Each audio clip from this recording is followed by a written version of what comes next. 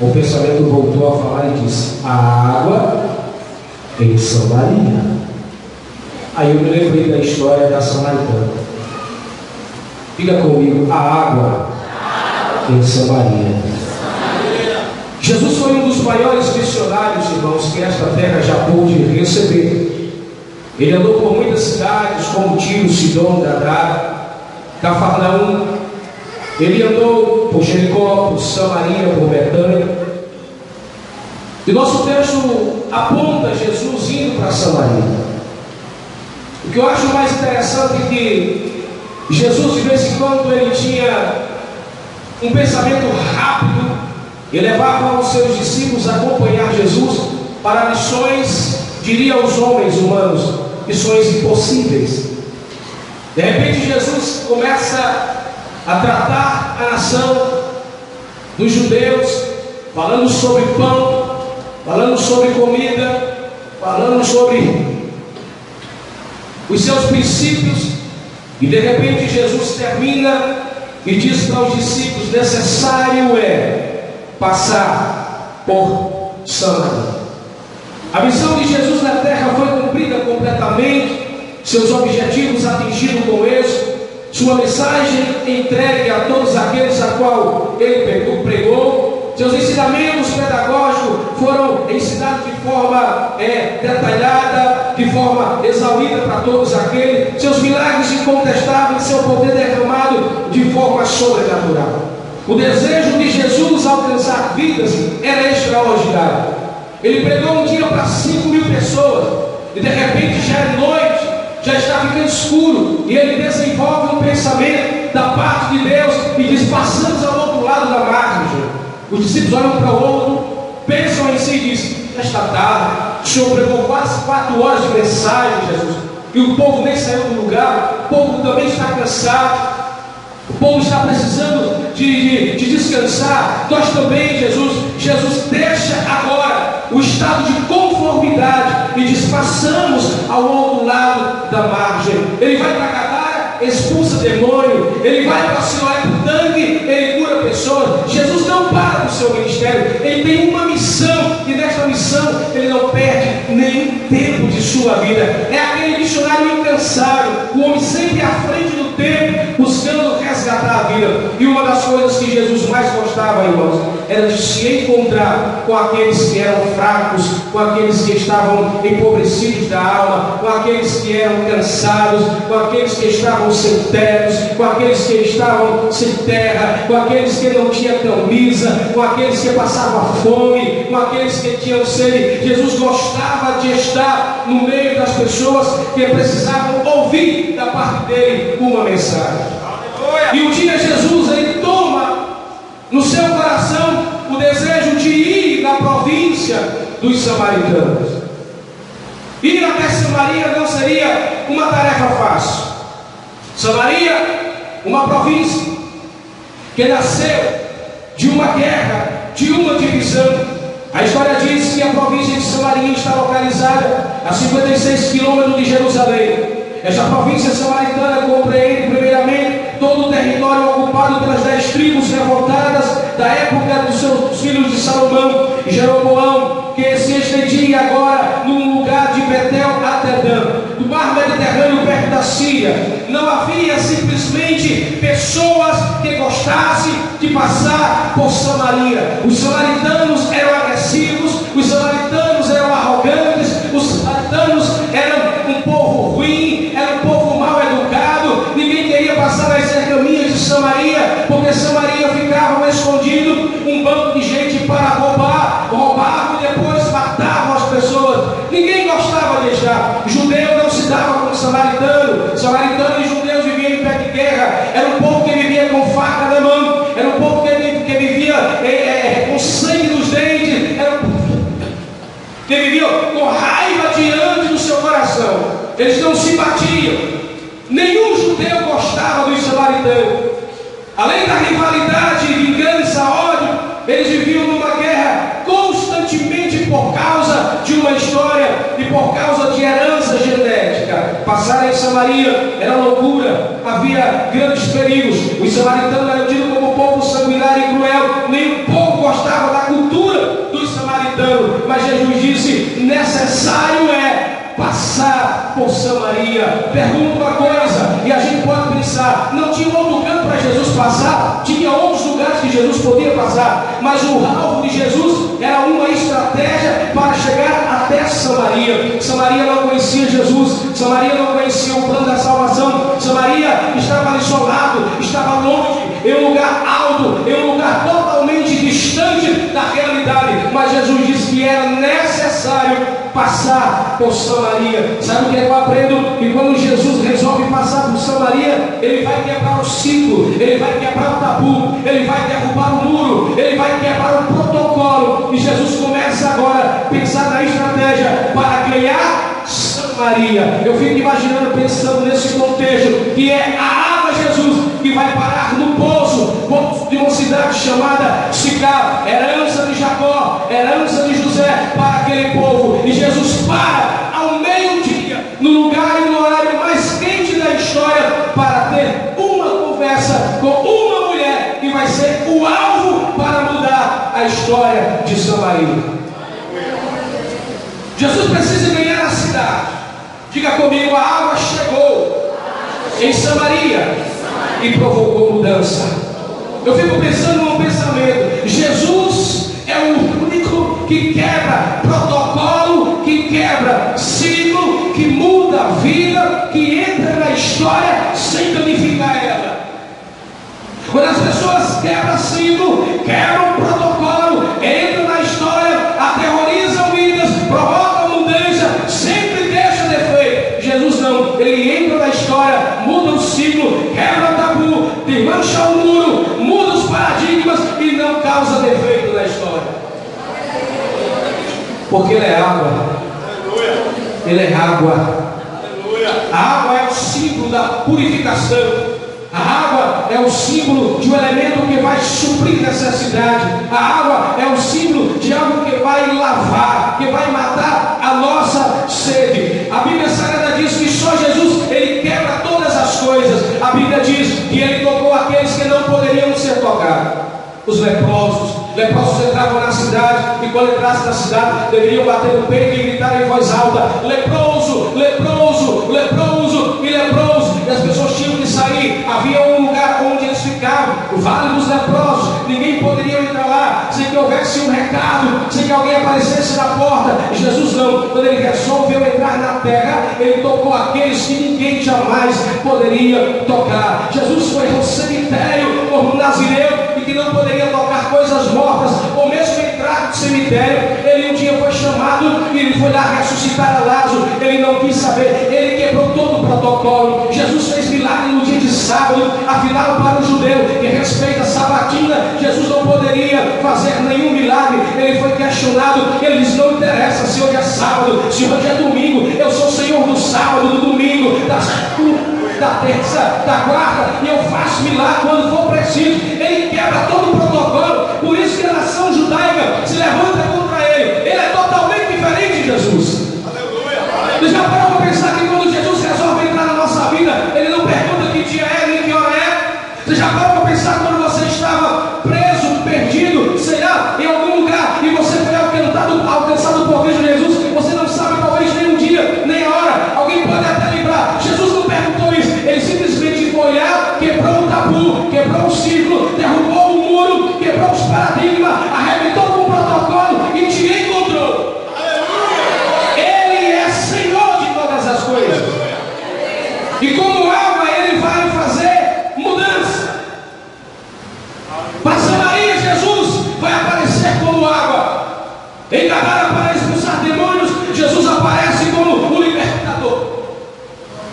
Para Lázaro, no cemitério, ele aparece como aquele que vai ressuscitar.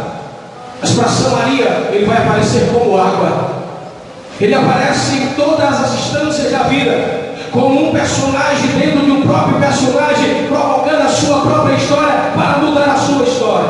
Jesus é maravilhoso, Jesus é soberano, Jesus é lindo. Você lembra do dia que você estava diante de um grande problema? Você lembra do dia que você estava provação, uma grande dificuldade, uma problemática, talvez uma das maiores ou talvez catastrófica da sua vida, e você perguntou: como será, como vai ser, e agora, e as minhas emoções, e a família, as finanças, os sentimentos, a casa, as minhas coisas, como isso serão resolvidos? Dentro dos primeiros dias do problema você perguntou: e agora, como será que eu vou sair sobre essa? Será que eu vou superar tudo isso? Será que eu vou conseguir vencer? Você perguntou isso? Jesus entrou, fez a mudança, aconteceu, você nem percebeu que passou na prova, você nem percebeu que o deserto ficou pequeno quando você achava que era grande, você nem percebeu que as guerras que para você começaram já estavam terminando. É porque quem anda com Jesus não percebe o tempo da prova. Você pode até estar reclamando, você pode até estar dizendo: está custando, está difícil, mas quando chegar no final haverá um segredo. Você vai olhar para trás e vai dizer: foi tão rápido, passou tão rápido, porque o Deus que você passa a servir é um Deus de coisas grandes e coisas inexplicáveis. O Deus que você serve é um Deus que faz coisas inexplicáveis. O que é que esta água vai fazer em Samaria?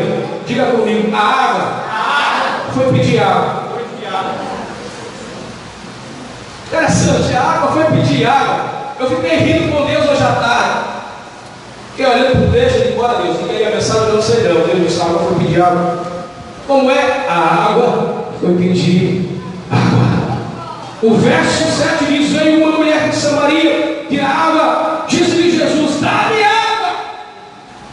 Quem é Jesus aqui? É água. Aleluia. E a samaritana veio para o poço de Sicar pedir água.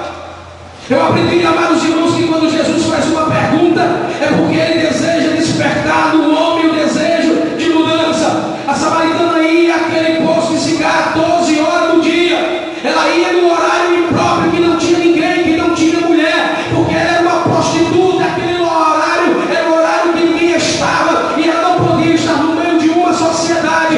Ela vai com sede pegar água para se alimentar, mas ela chega lá, ela tem um surto, porque ela encontra um homem. Olha para aquele homem e diz: pelo amor de Deus, eu tenho 6 homens, aparece mais um homem. Esse homem agora puxa uma conversa e diz para mim: me dá água. Talvez aquela mulher pensou que Jesus queria alguma coisa com ela, e ela ignorantemente diz assim: como é que tu me pede água? O poço é profundo.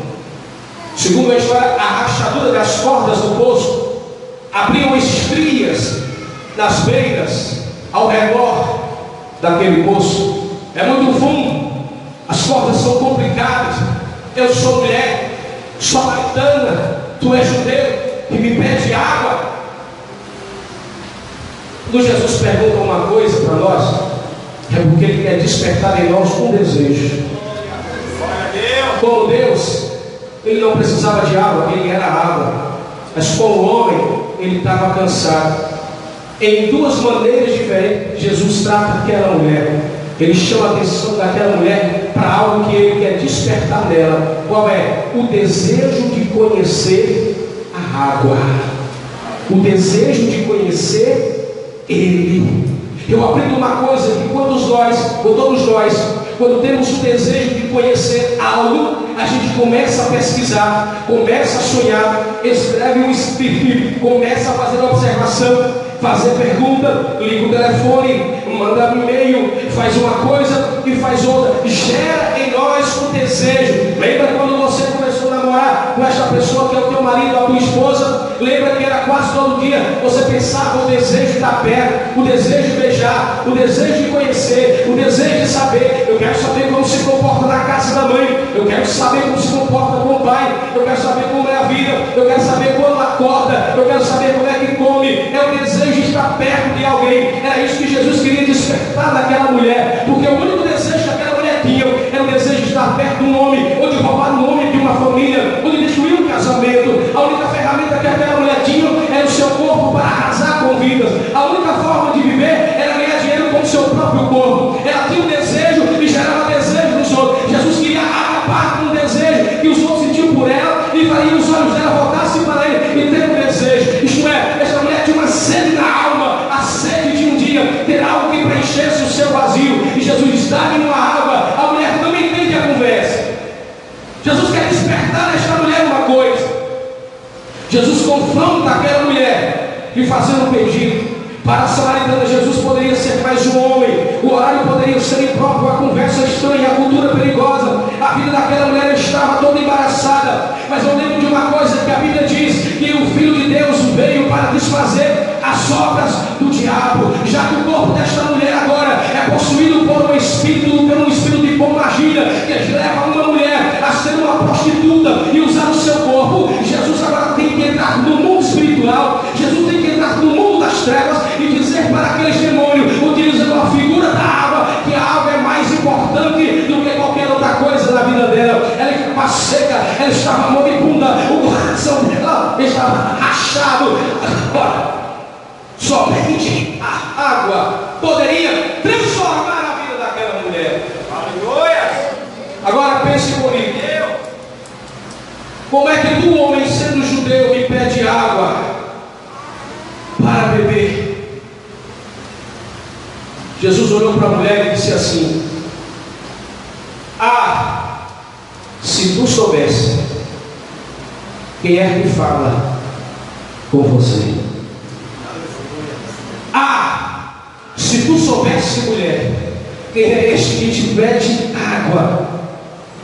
Se você entendesse como eu falo contigo, as expressões de João escrevendo é simples.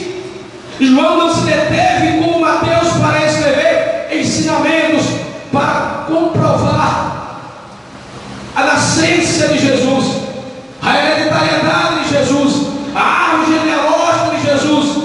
João não é como Marcos, João não é como Lucas, o médico que fala do detalhe sobre todo o sofrimento. João quer falar da encarnação do Verbo. João quer falar de um Deus que agora desce as regiões baixas e quer alcançar o ser humano, e alcança o ser humano a partir da sua problemática.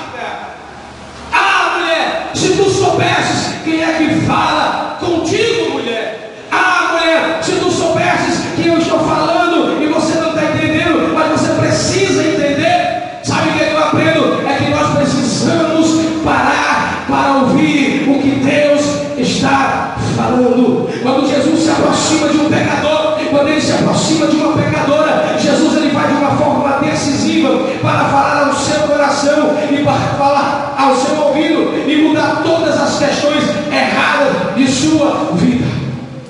Sabe o que é que eu entendo, irmãos? A água vai fazer propaganda da própria água. O verso de número 10 diz: respondeu-lhe Jesus: se tivesses conhecido o dom de Deus, e quem é que te dizes, dá-me de beber, tu lhe darias, tu terias pedido, e ele haveria te dado água viva. A água que Jesus apresenta para a samaritana não faz parte da herança dada a Jacó, o maior especialista em desentulhar poços. Jesus não trata o pecado a partir de suas culturas ou pseudos religiosos, mas ele trata o pecado a partir de sua maior necessidade, é a falta de ter uma vida limpa. Quem peca não necessita de cinzas, quem peca não necessita de sal grosso, nem de vela. Quem peca não carece de feitiçaria, nem romaria, nem ave maria. Quem peca está com sede, está com fome, está perdido, está preso, está morto. A Bíblia diz que todos perdidos ou todos pecados e estão destituídos da glória de Deus. A única coisa que pode mudar o rumo de um pecador, a vida miserável, se chama-se a água chamada Jesus de Nazaré. Ele entra na história e faz propaganda da água, dizendo: se você soubesse que água eu tenho para te dar. É a água fazendo propaganda da água. Aquela mulher está confusa. Ela arrasou muitas famílias. Na conversa com Jesus, Jesus disse: você está com sede, o homem não é o teu. Ela cai na sua vida, certeza. Ela percebe que a sua vida está em volta de mentiras, de perturbações, de complexidade. Ela não tem convívio com a sociedade. Esta mulher está vazia, está fria. Ela não tem projeto espiritual.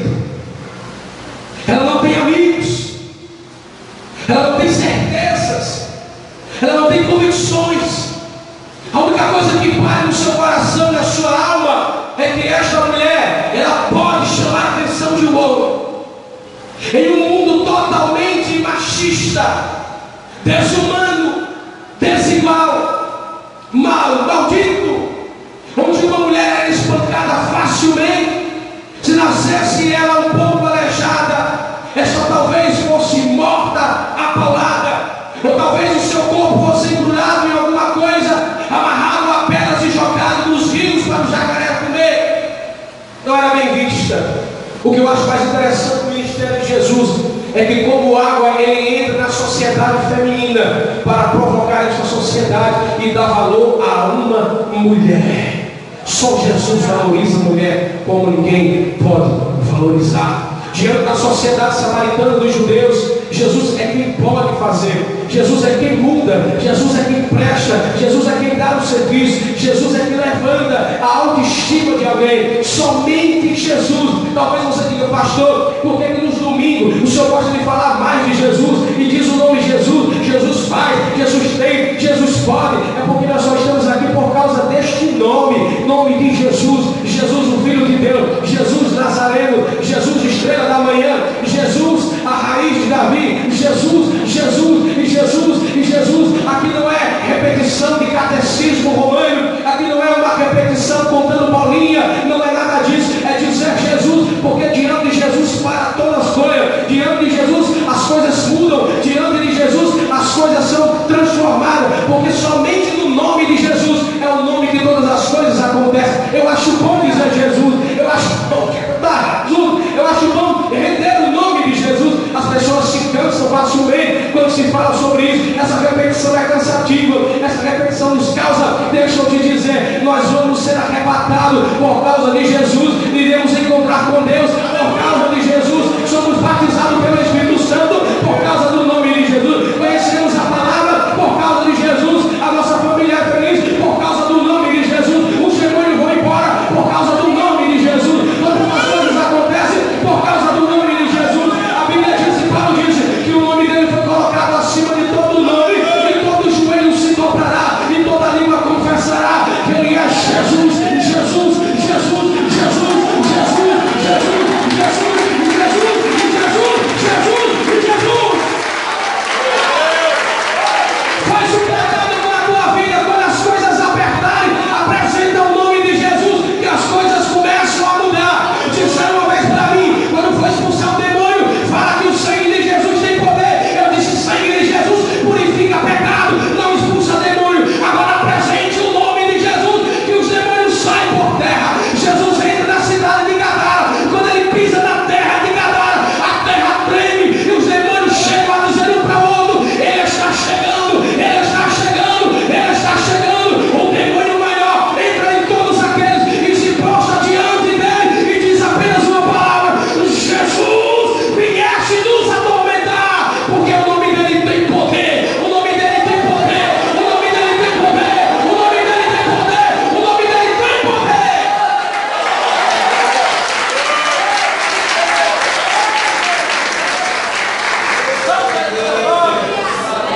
O nome dele é poderoso para curar as tuas feridas. O nome dele é poderoso para perdoar os teus pecados. O nome dele é poderoso para resolver os teus problemas. Coloca Jesus. Coloca Jesus. Coloca Jesus na frente. Coloca Jesus. Coloca Jesus, crente. Ei, tu lembra daquele dia no barco? Os discípulos estavam aterrorizados. Jesus se levantou. Diga comigo: Jesus se levantou. Agora imagine aquele que criou o mar, aquele que criou o vento, aquele que criou a tempestade, agora está no meio dela, só para rir, irmãos. Parece que é coisa engraçada de Deus. Os discípulos tudo aperreado, colocando a água do barquinho para fora. Não tinha jeito, irmãos. O mar ia engolir aquele povo, o vento ia sacudir aquele barco, a tempestade ia espedaçar, tudo ia se desmoronar. Alguém lembrou: Jesus está dormindo. Vamos fazer uma brincadeira? Tudo aperreado, branco, sem sangue, um monte de homens truculentos, outros mais sensíveis, Imagina Jesus na prova do barco, assim: qual é o problema? Olha para mim. Às vezes a gente se atribula com uma coisa, fica perturbado, não deu certo resolver as outras coisas, as finanças foram para China, a gente não sabe resolver, a saúde foi embora, a morte chegou, a doença arrasou, tudo está contrário. O barco vai se espedaçar, o vento bate na gente com água, chega, gela o nosso rosto, não tem condição, não fica ninguém de pé, todo mundo fica caindo, escorregando, se segurando em algum canto, ainda tem que pegar os baldes e jogar para fora aquela água. Jesus se levantar e disse: não é o problema aí. A palavra de Jesus foi uma só: homens de pequena fé, porque sois assim tão tímidos. Jesus chega na frente do barco assim: ó, mar, vento. A Bíblia diz que tudo se fez bom nas. Aleluia! Glória a Deus! Pega na mão do seu irmão, do lado B e do lado C, e diga assim para ele: não temas. É só olhar no canto do seu lado. Jesus está aí. Chama ele, irmão. Chama Jesus. Chama ele, chama ele. Ei, crente fiel não incomoda ao Senhor. Ele faz questão de ir. Ele chega do outro lado da margem dos Gadarenos e chega numa manhã.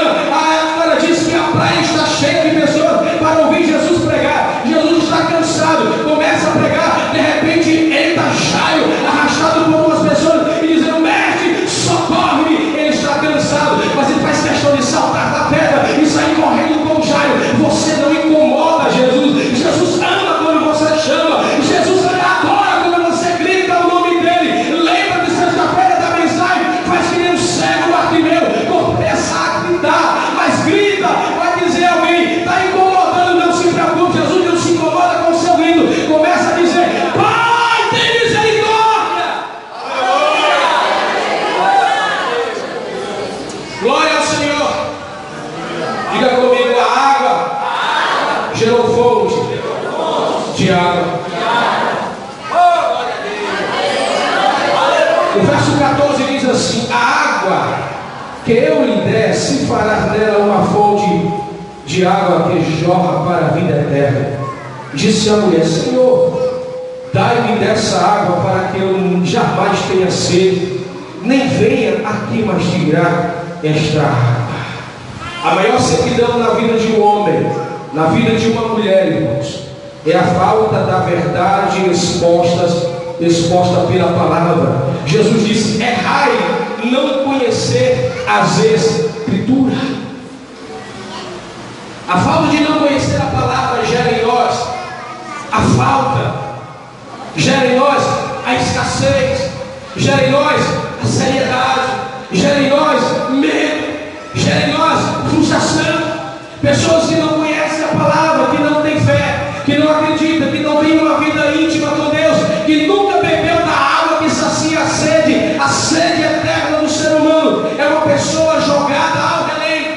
Ela não se segura numa igreja, ela não fica em lugar, ela não tem firmeza nos sentimentos, ela não tem nenhum tipo de segurança, ela fica de um lado para outro, buscando projetos, olhando projetos, e nada dá certo. Errais não conhecer a minha palavra. Ela contém sobre mim, ela gera vida eterna em você, ela gera em você, e era esta água que Jesus estava gerando naquela mulher. Você precisa me conhecer. Eu não estou falando de uma água H2O, eu não estou falando de água mineral, eu não estou falando da água do poço de Jacó, eu estou falando de uma água que é me conhecer. Na conversa que Jesus tem com Nicodemos, ele diz: Nicodemos, é comigo, rapaz, a história é comigo, não é filosofia, nem teologia, nem decálogo e nem corântano, é comigo, a história é comigo. Você tem que me conhecer, ter uma vida íntima comigo.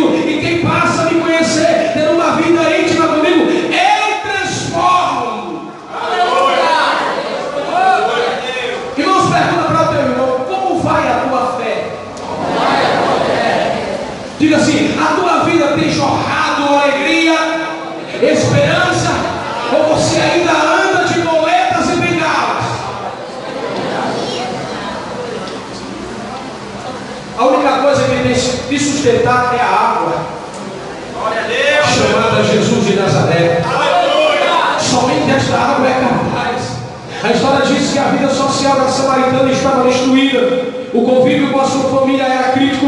Seus amigos e irmãos tinham vergonha dela ou do que ela significava. Sua vida não passava de um lixo e de um corpo descartável. Seu coração estava seco, estava frio, estava em pleno deserto sem água. Havia sede no seu olhar. 6 homens não completavam aquela mulher. Somente o autor da vida, o dono da fonte que gerava a fonte dentro do homem, poderia mudar a história daquela mulher. Glória a Deus. Durante 12 anos, irmãos, tocando em banda, tendo as minhas emoções e as minhas alegrias sendo sacudido pelo grupo, pelo grito da plateia, do povo, dos palcos, das luzes.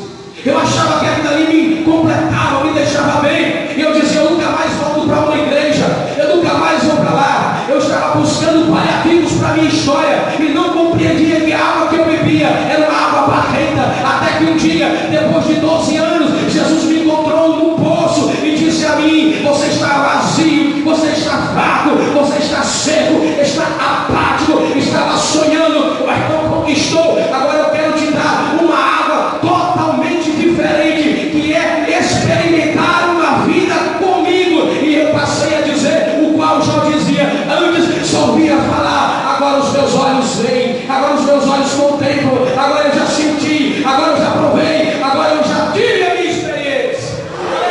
Escuta o que eu vou te dizer: não existe nada melhor na vida cristã do que uma experiência com Deus. Você pode passar 100 anos numa igreja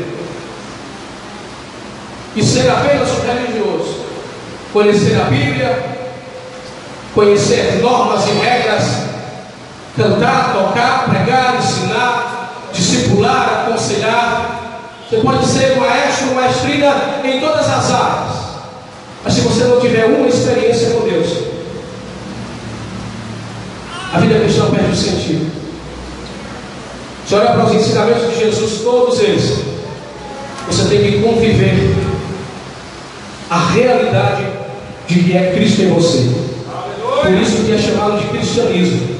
Cristo serve, Cristo deve, Cristo mudando.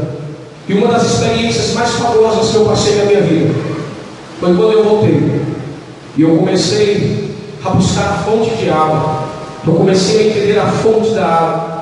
E eu estava na minha casa de madrugada, tinha acabado de orar, peguei no sono e de repente eu senti um frio. E aquele frio me assustou de noite. Eu fiquei com muito medo. Estava sem camisa, só de calça, estava com a Bíblia sobre o peito, adormeci na rede. Tenho esse hábito da rede depois para a cama. E eu senti um medo muito grande dentro de casa. Aquela voz falou para mim: dobra os joelhos. Eu dobrei os joelhos e fiquei com medo. Quando eu dobrei os joelhos, eu fechei os meus olhos, me cobri com um edredom.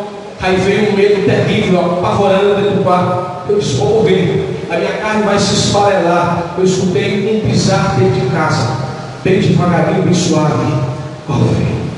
Cofre, pronto, vai entrar, vai me matar, vai esfarelar a minha vida. Eu vou morrer aqui agora. Meu Deus, o que é isso? Jesus, o que é aquilo? Irmãos, uma coisa foi me agarrando por trás e começou a me aquecer. E eu ouvi um vento bem suave aqui no meu ouvido, um vento suave. Eu fui adormecendo. Quando eu acordei, já era 8 horas da manhã. Eu estava de joelho, debruçado sobre a cama. Tudo bem, levantei, olhei, fiquei todo doído. O tempo passou. Eu estava numa campanha um dia no monte orando e apresentando a Deus a minha vida, o meu ministério. E alguém veio de lá para cá, atrás de uma pedra, veio com autoridade, disse para mim assim diz o Senhor: era aquela noite que você teve medo, quando você percebeu que tinha fumaça dentro do quarto, e você acordou aterrorizado, viu aquelas pisadas. Deus mandou te dizer: era Ele te visitando na terra, era Ele indo de encontro a você. Como água, Ele purificava a sua vida, como água, Ele ministrava sobre o seu ministério, como água, Ele te dava dons experimentais, como água, Ele fazia você sentir a presença dEle. Deixa eu te dizer, irmãos, eu senti literalmente fumaça dentro do quarto. E sabe qual é o cheiro que eu águas, cheio de fome. Então eu entendi que o nosso Deus é o Deus de muitas águas, é o Deus de profundidade, é o Deus de experiência. A Bíblia diz que Ezequiel tem uma experiência sobrenatural. Quando o homem diz assim, entra, os que entram na água, ele molha os seus pés, ele diz, ei, tá bom, tá demais, vem mais um pouquinho, águas nos joelhos, tá bom demais, pois vinha mais uma coisinha, água na cintura, mais uma coisinha, água nos lombos, e aí, é bom demais, agora não dá para nadar. Aquele homem diz, então mergulha nas águas, e tu fala de ter experiência na fonte chamada Jesus. Vida com Deus só tem sentido com experiências com Deus na vida daqueles que vivem. Talvez você diga assim, mas eu não tenho nenhuma experiência, pastor. Deixa eu recordar a sua mente. Não precisa ser uma experiência sobrenatural semelhante a essa que eu vivi. Arranque aí dos seus arquivos um grande problema que você passou, uma grande dificuldade que talvez sacudiu a tua história. Arrancou? Agora olhe para mim. Você está aqui para contar a história? Então me explica como foi que você venceu. Se eu perguntar para você como foi, você vai detalhar o detalhe das suas experiências. Experiências com água. Experiências com água. Experiências com água. Levante a mão que eu vou dizer uma coisa que Deus está me autorizando. Levante a mão. A sua vida precisa receber uma experiência sobrenatural. Experiência sobrenatural melhora a sua vida. Experiência sobrenatural melhora o seu caráter. Experiência sobrenatural acende a tua fé. Experiência sobrenatural amadurece a tua vida. Então, quando chegar a experiência, pelo amor de Deus, adore ao Senhor, fonte das águas. Aplaude e glorifique ao Senhor. O que a água fez em Samaria? Quarto e último lugar, irmãos. Nem eu estou entendendo essa mensagem. Não estou entendendo não, Senhor. Diga comigo, a água mudou o curso do discurso da samaritana. Irmão, no verso 39 do nosso texto diz: e muitos samaritanos daquela cidade creram nele por causa da palavra da mulher. Epa, peraí, aconteceu alguma coisa de errado. A sociedade repudiava esta mulher. A sua família tinha vergonha do que ela significava.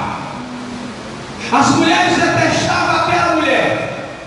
Uma prostituta, na linguagem vulgar, uma bandida, roubadora de casamento ou destruidora de lares.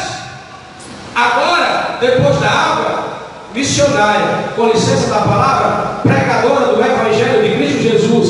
O que ela tem para fazer? Ganhar toda uma Samaria para Jesus.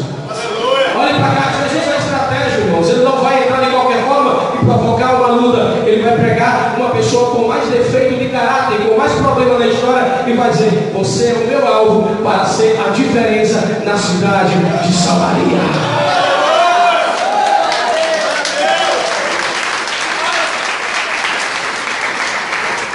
Já que eu posso pregar com você, olhe para o seu irmão dentro do olho e diga assim: escuta uma coisa, somos nós escolhidos por Deus para incendiar, botar fogo, expulsar demônio e ganhar vidas na cidade de Iguatu. Deus conta com você, na sua casa, no seu bairro, na sua rua, no seu trabalho, na faculdade, onde você for. Você é um pregador, uma pregadora, um missionário e uma missionária. Aleluia! Glória a Deus! Fica de pé. O discurso da mulher, quem é você? Por que me pede água? O discurso da mulher foi mudado. O discurso dela é assim: ei gente, vem cá, eu conheci um homem que revelou toda a minha vida, aquele que é o Cristo. Aleluia! Todo mundo para ouvir aquela mulher, porque ela não tem muita coisa boa para dizer, mas ela diz uma coisa que todo mundo para. Ela está dizendo que foi liberta. E por que as pessoas passam a dar a credibilidade àquela mulher? Olhe para cá. Porque ela muda radicalmente a sua vida. Ela muda a maneira de se vestir. Ela muda a maneira de falar. Ela muda o ambiente de se estar. E ela muda a maneira com que ela se dirige às pessoas. Aleluia! É impossível ser tocado pelo Senhor. É impossível tomar água da fonte chamada de Cristo Jesus e não ter mudança. Jesus radicalmente transforma o caráter daquela mulher. Jesus toca as suas emoções. Uma mulher que de forma excessiva vendia o seu corpo, agora o seu corpo é templo e morada do Espírito Santo. Uma mulher que dividia casas, agora o discurso dela é: respeite a família. Jesus transforma a família. Jesus transforma o mais vil pecador, a mais terrível de todas as pecadoras. Deixa eu te dizer uma coisa. Há muitas pessoas sedentas nessa terra com tantas lutas e tragédias. Quando nós permitimos que o Senhor derrame seu Espírito sobre nós, tudo se transforma. A terra seca é copiosamente cheia de água. Aquele vazio, afinal de contas, o vazio dentro do homem é tudo mais de Deus, porque só Deus completa o ser humano. Drogas não preenchem o ser humano. Carnaval não é solução e não preenche o ser humano. A cerveja não preenche o ser humano. O sexo livre não preenche o ser humano. A prostituição não preenche o ser humano. O casamento não preenche o ser humano. A faculdade não preenche o ser humano. As riquezas não preenchem o ser humano. Porque o vazio de nada pode ser maior do que isso. O vazio daquela mulher era isso. Ela precisava de água. Jesus faz questão de estar no lugar correto. A água chegou em Samaria. Aleluia! O libertador chegou em Gadara. Aquele que ressuscita chegou no cemitério em Betânia. Aleluia! E aquele que fez e deu sacrifício em si mesmo e morreu no Calvário nos alcançou. Aleluia! Dá para você pegar na mão do Senhor e dizer para Ele: nós fomos alcançados pela fonte, fomos resgatados lá no Calvário, somos valiosos.